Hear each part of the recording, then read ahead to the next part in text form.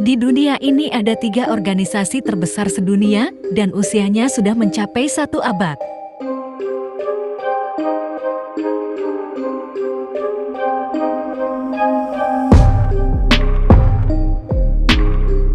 Yang pertama, Muhammadiyah.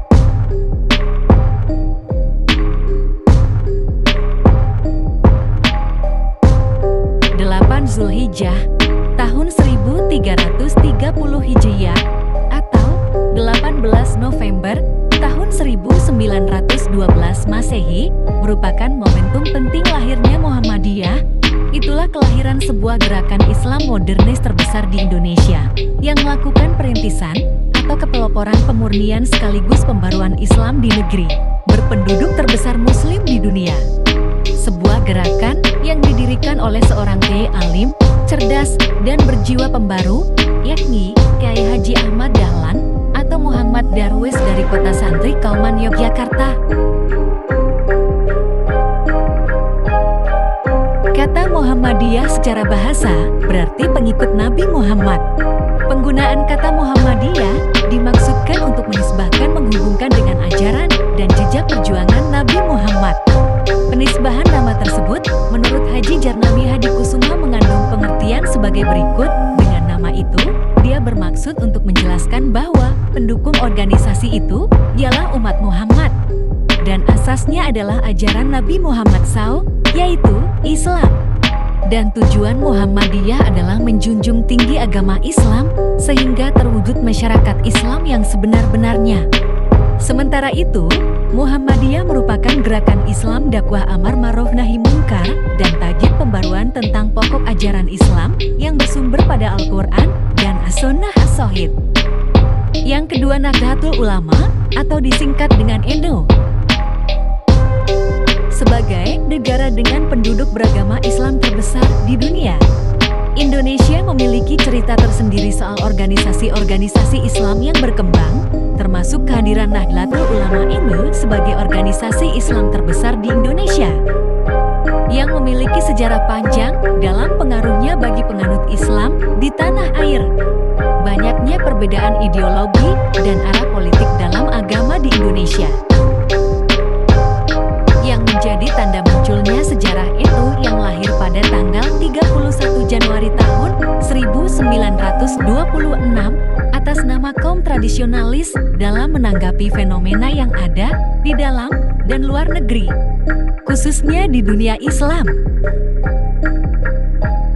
Nahdlatul Ulama lahir pada tanggal 31 Januari tahun 1926 sebagai perwakilan ulama tradisionalis yang mendapat bimbingan ideologis dari Ahlus Sunnah wal Jamaah, yakni tokoh-tokoh seperti Kiai Haji Hasyim Asy'ari, Kiai Haji Wahab Hizbullah, dan para ulama lainnya ketika upaya reformasi mulai meluas.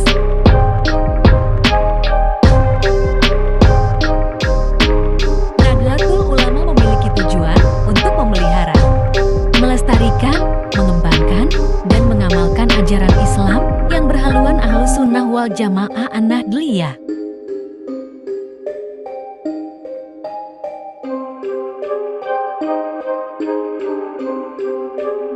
Yang ketiga, Persaudaraan Setia Hati Ternate atau disingkat PSHT.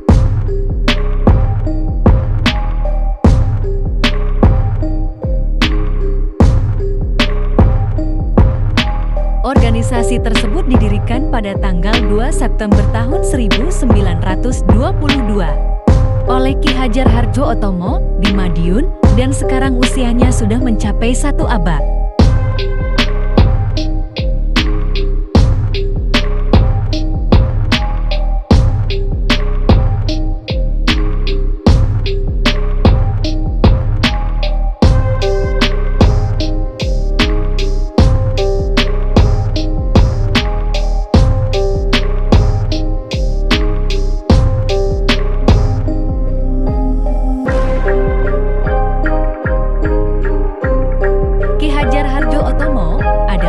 Pergerakan kemerdekaan. Atas jasanya dalam pergerakan kemerdekaan itu, negara menganugerahkannya sebagai pahlawan perintis kemerdekaan. Sebelum PSHT terbentuk, Ki Hajar Fajar Harjo-Utomo mendirikan Setia Hati Pemuda Sport Club PSHT. Pemerintah Belanda saat itu mencurigai organisasi PSHT digunakan sebagai tempat latihan pencaksilat dan melakukan pergerakan perlawanan terhadap kolonial Belanda.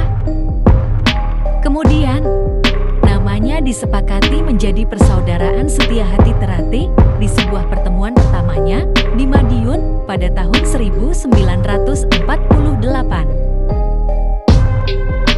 PSHT adalah salah satu organisasi pencaksilat yang masuk dalam Ikatan Pencaksilat Indonesia (IPISA). Sehingga sekarang ini PSHT sudah mempunyai anggota pesilat sekitar 7 juta di seluruh Indonesia dan mempunyai cabang di 236 kabupaten atau kota di Indonesia. Selain itu, PSHT juga mempunyai 10 komisariat di perguruan tinggi dan 10 komisariat di luar negeri seperti Malaysia, Belanda, Rusia Moskow, Timor Leste, Hong Kong, Korea Selatan, Jepang, Belgia, dan Prancis. Tujuan PSHT adalah mendidik dan membentuk manusia berbudi luhur, tahu benar dan salah, serta bertakwa kepada Tuhan Yang Maha Esa. Terima kasih sudah menonton channel kami. Jangan lupa like, comment, and subscribe.